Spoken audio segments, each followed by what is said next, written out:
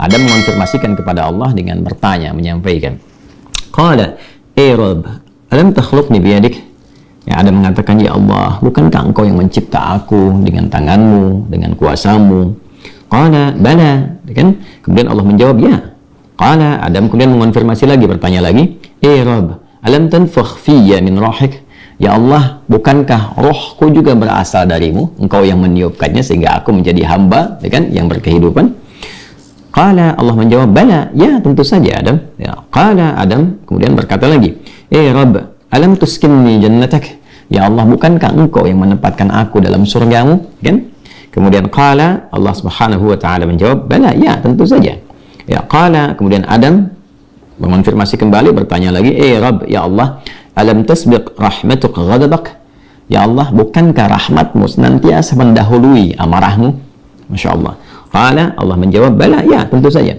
Qala, maka disinilah Adam mulai menyampaikan substansi permohonannya. Ini penting sekali untuk kita mendapatkan satu rasa tertinggi yang menuntun kita bagaimana cara memohon kepada Allah. Baik, maka Adam kemudian menyampaikan, Ara'ait in ana tubtu wa aslahtu, araji'i anta ilal jannah. Allahu Akbar. Ya Allah, ya Allah, bagaimanakah putusanmu? Ya kan? Jika sungguh aku sekarang ingin memperbaiki diri, bertobat. In ana tubtu, jika aku benar-benar ingin bertobat, memperbaiki diri, kembali pada jalan kebaikan. Kemudian wa aslahtu, lalu setelah aku bertobat itu aku menata sisa hidupku untuk memperbaiki diri sehingga lebih baik daripada hari-hari sebelumnya, kegiatan sebelumnya, aktivitas dan perilaku sebelumnya. Araji anta ilal jannah, apakah engkau pun akan mengembalikan aku ke surga? Baik. Qala, Allah menjawab, na'am. Ya, tentu saja, kata Allah. Lalu kemudian di sini qala fahuwa qauluhu fatalaqa Adamu min rabbih kalimat. Maka inilah esensi dari firman Allah Subhanahu wa taala di ayat ke-37 di surah kedua Al-Baqarah. Apa yang ingin disampaikan oleh Ibnu Abbas radhiyallahu taala anhuma di riwayat ini? Nah, di riwayat ini ada dua poin yang sangat penting, teman-teman sekalian, yang penting sekali untuk kita garis bawahi dan menjadi pedoman bagaimana cara kita bertobat dan memperbaiki diri. Ya, yang pertama, ada kesan yang tertangkap bahwa ketika Allah menurunkan ayat-ayat taubat, bukan sekedar pedoman yang isinya membimbing kita untuk menyesali, kemudian memperbaiki dan menata kehidupan lebih baik daripada sebelumnya, tapi di situ juga tertanam nilai-nilai kesungguhan dan keikhlasan yang betul-betul kita mengharapkan karunia dan bimbingan Allah yang menyertai taubat kita itu. Jadi bukan sekedar, ya aku menyesal, ya Allah, aku menyesali perbuatan yang kurang baik, aku ingin memperbaiki diri, aku ingin menata lebih baik lagi. Bukan sekedar kalimat itu yang disampaikan, itu baik. Tapi lebih daripada itu, kalau kita ingin mendapatkan penerimaan terbaik di sisi Allah, kemudian taubat kita betul-betul diterima oleh Allah, yang dengan itu menanamkan ketenangan, kedamaian, dan bimbingan untuk memperbaiki diri, maka dalam memohon taubat itu sertakanlah permohonan rahmat Allah yang mengiringi taubat yang kita mohonkan kepadanya. Bisa dipahami ya? Oke? Ya, rasakan keinginan untuk memohon rahmat Allah. Ini diantara isyarat kalimat-kalimat tadi. Ya, sesungguhnya Adam tidak perlu mengkonfirmasi tentang pertanyaan-pertanyaan, ya Allah, bukankah engkau yang menciptakan aku? Ya Allah, bukankah engkau yang meniupkan rohmu juga kepadaku sehingga aku hidup saat ini? Bukankah engkau yang menempatkan aku di surga? Gitu kan? Dan sebagainya. Nah, kalimat-kalimat itu akan sering kita dapati begitu kita melihat ayat-ayat dalam Al-Quran tentang permohonan doa, baik itu terkait dengan doa biasa, apalagi terkait dengan permohonan taubat. Kalau kita tarik ke kalimat-kalimat taubat, misalnya yang dimohonkan Nabi Isa alaihissalam untuk umatnya, ya, ketika Allah menetapkan ini hukum, bagi yang melanggar akan dihukum begini, ya, kemudian bagi yang taubat dia akan diberikan anugerah seperti ini, ya, maka Nabi Isa alaihissalam terekam sempurna dalam Al-Quran menyampaikan, ya Allah, ya, jika pun mereka ini berbuat salah, maka mereka ini hambamu, ya, fa innahum ibaduk, mereka hambamu ya Allah, tapi engkau jika mengampuni mereka, gitu kan, maka sungguh engkaulah pemilik rahmat yang sempurna, engkaulah pemilik kasih dan sayang yang sempurna. Jadi sentuhan-sentuhan itu yang menyertakan rahmat Allah dalam permohonan kita, itu yang lebih cepat mengguncang arasy dan memberikan kemudian pendampingan langsung dengan rahmat Allah itu pada taubat kita, yang menjadikan taubat itu semakin sungguh-sungguh. Ini kunci utama. Jadi kalau saya panjang lebar menyampaikan, simpelnya begini, Kalau tobat jangan nanggung. Gitu. Ya, kalau tobat jangan nanggung, supaya tobatnya betul, tidak tobat kejadian lagi, tobat kejadian lagi. Maka caranya, ini kata Ibnu Abbas, sertakan rahmat Allah di dalamnya. Supaya rahmat Allah itu mengiringi kesungguhan tobat kita, penyesalannya tertanam dalam jiwa, setelah itu kita merasakan perubahan. Itu poinnya. Jadi kalau ingin cepat taubatnya diterima oleh Allah, rasakan rahmat Allah hadir di dalamnya, lalu tanamkan pada diri kita. Ya kan? Ya, dihidayatkan Allah yang menciptakan engkau, Allah memberikan jalan kepadamu, Allah memberikan nafas kepadamu, Allah memberikan waktu. Saat kamu akan berpulang, kalau bukan karena rahmat Allah, bagaimana engkau berhadapan dengan Allah saat dihisab, kan? Lalu kita balikan, ya Allah, engkau yang menciptakan aku, engkau yang memberikan kehidupan kepadaku, engkau yang memberikan jalan-jalan kepadaku. Sungguh dalam keadaan ini aku hambamu yang engkau maha tahu banyak berbuat maksiat, tapi aku pun menyadari betapa besar rahmatmu yang melampaui murkamu. Maka dengan semua rahmat aku mohon, ya Allah, bimbing hamba untuk bertobat, memperbaiki diri sebelum berpulang kepadamu. Nah, kalimat-kalimat itu dalam.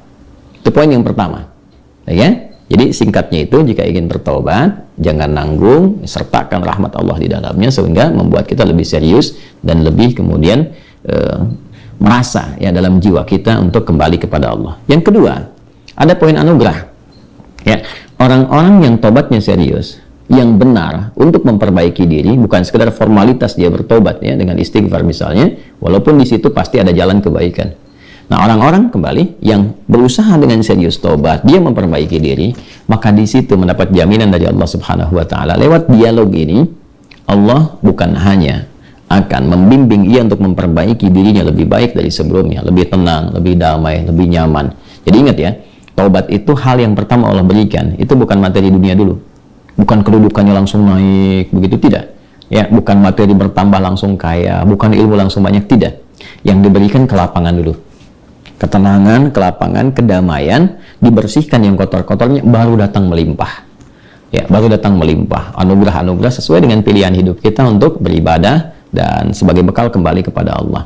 Nah, nanti kalau benar taubatnya dan memperbaiki diri, diberikanlah kelapangan itu, lalu ditempatkan di kondisi lebih baik dari sebelumnya. Nah, ini yang dimaksudkan kalimat di sini. Ya, ara'aitin ana tubtu wa aslahtu arajin anta ilal jannah. Ya Allah, jika memang aku betul-betul bertobat, betul-betul memperbaiki diri, menata jalan hidup, apakah engkau akan mengembalikan aku ke surga? Ya, maka apa yang dijawab oleh Allah? Ya, nah, ya tentu saja kamu akan dikembalikan. Tapi perhatikan cara Allah mengembalikannya. Ditempatkan di surga yang lebih baik dari surga pendahuluan sebagai tempat belajar sebelum turun ke bumi. Silakan perhatikan.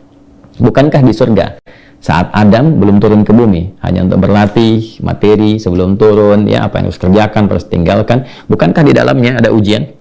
Ya kan? Silahkan makan minum tapi jangan dekati yang ini, jauhi ini, lakukan ini, ya kan? Perintah dan larangan. Tapi surga yang akan ditempati saat kita kembali kepada Allah, bagaimana wujudnya, bagaimana sifatnya? Allahu Akbar, jannatun na'im, semuanya kenikmatan, nggak ada larangan lagi, nggak ada perintah lagi, semua tinggal nikmat saja. Berbeda dengan sifat yang pertama. Ya, artinya apa? Di sini diberikan kesan kepada kita, orang-orang yang bisa memperbaiki dirinya, selain hidupnya lebih damai, lebih tenang, lebih nikmat dibandingkan saat ia larut dalam maksiat. Anda punya harta, ya dihasilkan dari harta yang haram, yang riba, yang korupsi, yang menipu dan sebagainya. Lalu sadar, ya dari judi dan macam-macam, sadar tuh. Lalu ditaubati tuh. Begitu tobatnya benar dan memperbaiki diri, awal-awal itu nggak mudah karena harus melepaskan kebiasaan, melepaskan gaya. Gaya kan bandingannya dengan tekanan kan?